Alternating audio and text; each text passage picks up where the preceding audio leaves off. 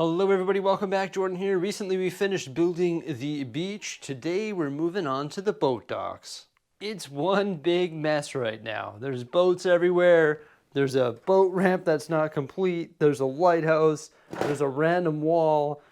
And there's this large overhead crane, some construction vehicles, a semi, a tractor.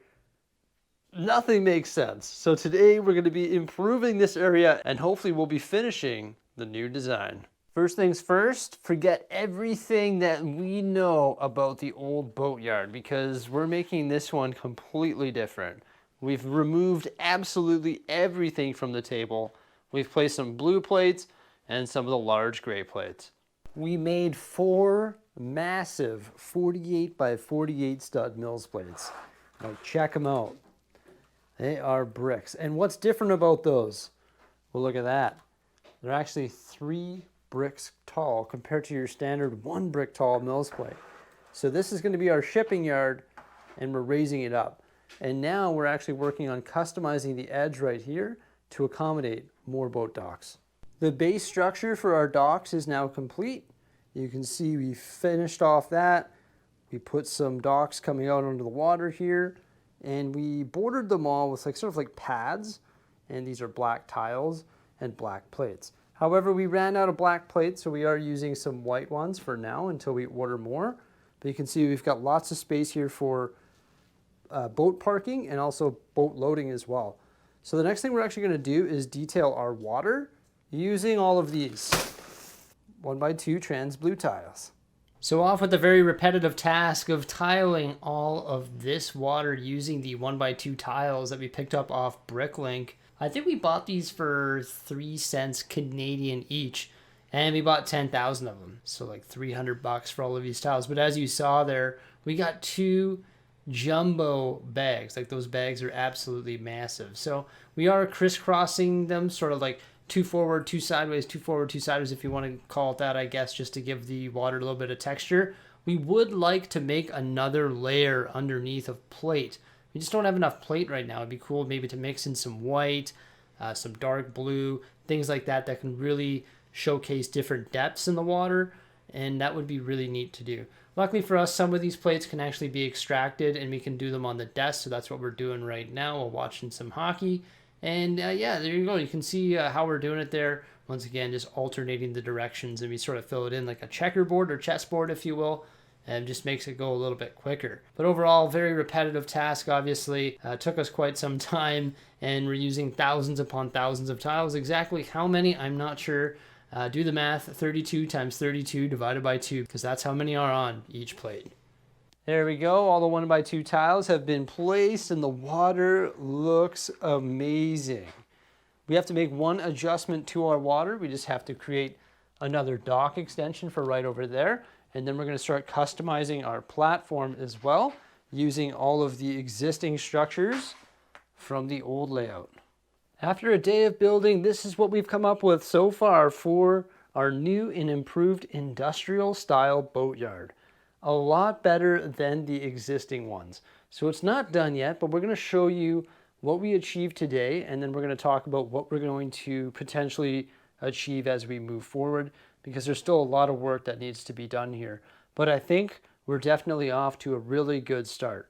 So you can see we added our old school Lego city set right here with the large overhead crane. We sort of customized this platform right here. You can see the entrance for that just right here. They've got the gate that can lift up. They've got the red and yellow sort of caution signs there, the green and red light there, or the traffic control light. This guy's sitting up there. I just noticed him. That's funny.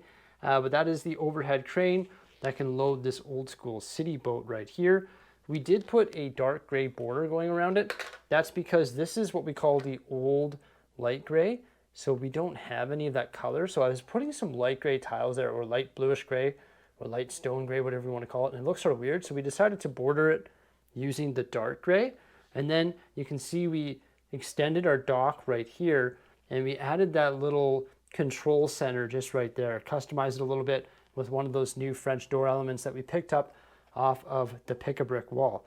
So that looks pretty awesome. Then we've got our Octane gas station right here, and we actually put it on its own plate so it can move around.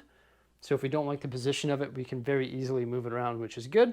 And then beside that, we have the propane tank. Decided to do a little bit of tiling underneath it in light gray. You can see there's a lot of dark gray studs here right now. So that's something we want to improve as we move forward, is just add some more color and also, you know, different textures such as tiles and also studs. So eventually we'd like to have a nice combination of that. And we'd like to maybe tile off some areas here where cars can pull up and get gas.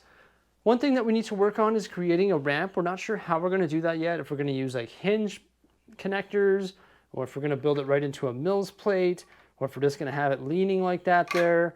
Then we're going to have our sidewalk on either side of it somehow as well. Got to think about how we're going to do that, and then the connecting roads coming into what they're going to look like as well. Maybe we want to peel some of these out here and we want to use some of the new school roads and use some of these as our plates, because these can adapt to studs. So we can actually remove some of this and then put this down, and maybe we can have some roads coming up or something like that there. So we'll have to think about what we want to do there. You can see we've got some forklifts right there, and then just some shipping containers right here as well. We want to potentially create a bunch more shipping containers, just sort of makes sense because we're sort of going for the industrial style boatyard. We want to create some other stuff here, maybe like a boat rental shack, also a large sort of logistics area, handling shipping, receiving, with some garage doors and stuff like that there. For the boat docks themselves, we want to add some more detail to these. You can see we've went with a much larger format than the old school layout. These are actually 16 studs wide. We just wanted it to make it look more like permanent, not like a residential boat dock, but more so like a industrial boat dock. So that's sort of what we were going for there. And there's some details that we have to add here, of course, minifigs, storytelling, maybe some tie-offs where people can tie off their boats and stuff like that. So we need to do that here on these and also on all of these as well. But you can see they're all sort of similar. They're all very permanent. I wish we had some plates in different colors so that we could give some more depth effect here in these waters. Something else that I think we didn't do that we should have probably done, and we probably will do once we have the plate to add depth to this, is actually not tile where the boats sit. So see how this boat is just sitting on top of that, on top of the 1x2 tiles? If we trimmed all of this out and then it was up another plate underneath with the depth, we could actually have the boats sitting inside the water. So they're in one plate and one tile. That would look pretty cool because it would look like your Lego boat is sort of submerged rather than just sitting on top. So that's something we'd like to do. And the reason we didn't do it is because we don't know if this is going to be the permanent position of these boats. Because obviously once you do something like that, you can't take this boat and move it over here because then you're going to have like a shadow of that boat. So that idea is good. However, it makes it way more permanent. You know, there's a lot of work to move your boats around. So I don't know if I want to do that or not. That's part of the reason why I didn't do it today either.